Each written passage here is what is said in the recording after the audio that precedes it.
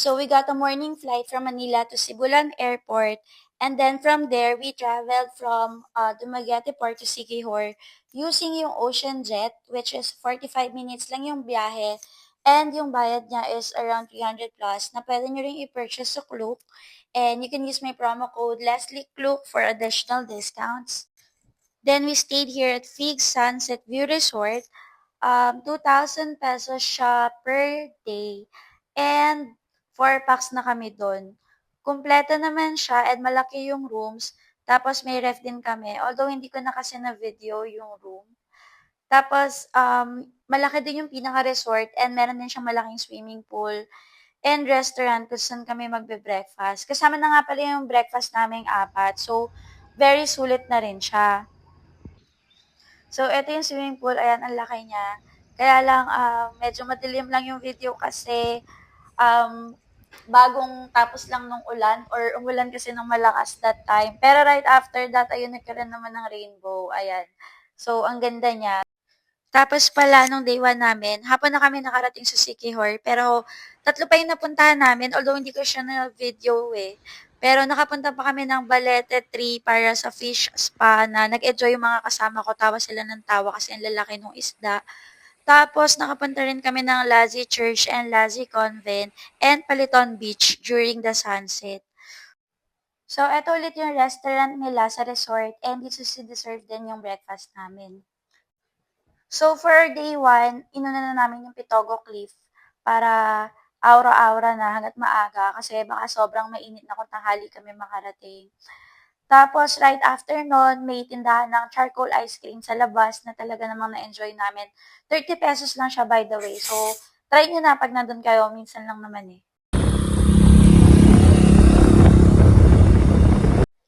Next on our list naman is Cambagahay Falls. At talaga namang ito yung exciting part kasi dito marami kang pwedeng gawin and very refreshing yung tubig. Tapos, ayun, pwede kang mag-Tarzan swing and photo ops, video ops using human drone. Ayan, bibigyan lang natin sila ng tip and makakakuha na tayo ng magagandang videos natin. So, we had our lunch dito naman sa Napoli Cafe. It's an Italian restaurant. However, wala silang pizza that time. So, ang order namin is pasta lang, crepe, ayun, something like that. It's a bit pricey, pero ayun, sakto lang siya. Tapos yun, umuwi lang kami saglit sa resort para magpahinga. And then, we headed na to Runic, mga around 4 p.m. na to. So, ayan. Kasi gusto lang namin ma-feel yung Bali vibes dito sa Siquijor. So, we decided to give it a try kahit na yung reviews niya eh sakto lang. Yung iba nag-enjoy, iba hindi. Pero, ang masasabi ko, okay naman yung place. Sulit naman yung binayad namin and yung stay namin dito. And yung food namin is okay din naman. Tapos, that time, konti lang yung tao since maaga pa. And hindi rin naman siya napuno kahit na umabot kami dun ng gabi. So, eto siya.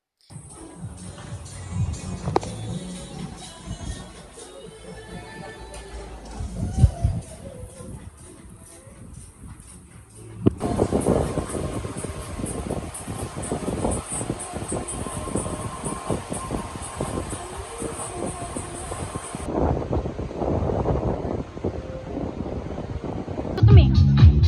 Ay, gutom pala, pero ano?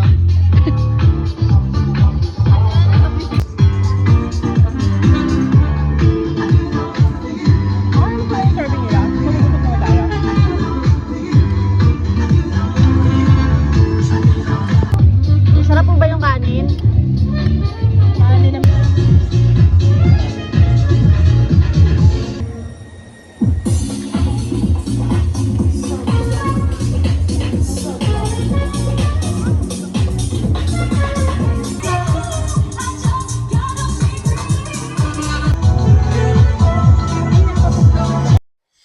During her third day and actually last day namin sa Siquijor, we decided na mag-chill na lang sa resort para mag-swimming and tumambay na lang sa place before checking out para ayun, chill nga lang kami. Pero eventually, niyaya ko na lang din sila sa Tubod Marine Sanctuary para makita nila yung place since malapit lang siya dun sa resort. And eventually, ayun, napag-decidean namin na mag-snorkeling na lang din. Although wala na siyang video, pero what I can say is that nag-enjoy talaga kami dun sa snorkeling namin habang hinihila kami ni Kuya dun sa gitna, ayun. Ang saya lang nung experience and ang ganda nung dagat nila, grabe. Tapos ayun, we headed na to Dumaguete and nag-ferry ulit kami. Tapos after that, nag-stay kami sa Gabby's Bed and Breakfast. I forgot kung magkano yung per night, pero kasama din ulit yung breakfast doon.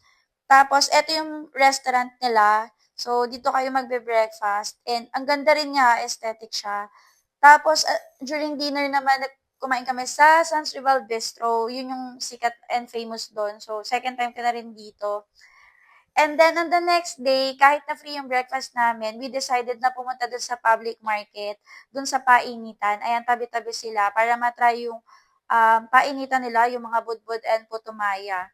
Ayan, so kakaiba kasi siya.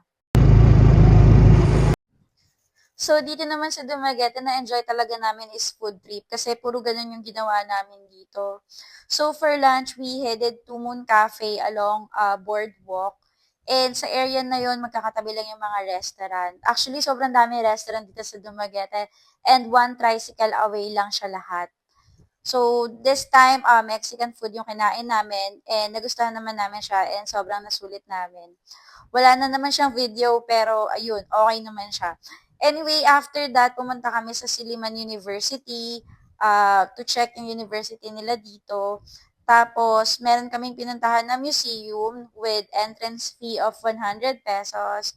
Ayan, so, ayan, in-appreciate lang namin yung museum. Ayan, nagtingin-tingin lang kami and all.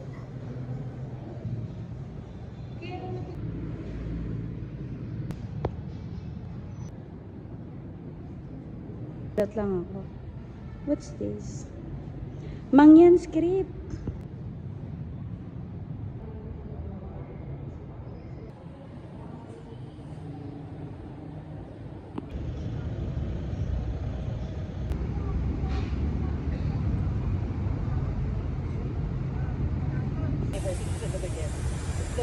Sila. May shuttle din.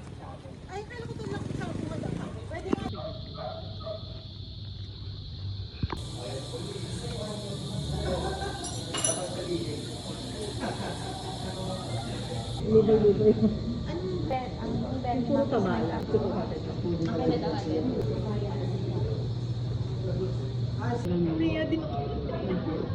Oo, kasi dadaan ka pa yata ng Bacolod.